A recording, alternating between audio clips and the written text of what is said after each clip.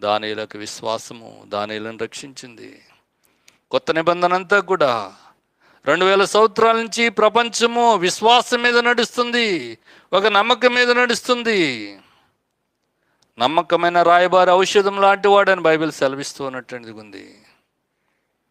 నువ్వు నమ్మితే నిన్ను రక్షింపగలిగినటువంటి దైవాన్ని నువ్వు నమ్ముకో, నిన్ను విడిపించగలిగినటువంటి దైవము నువ్వు నమ్ముకో.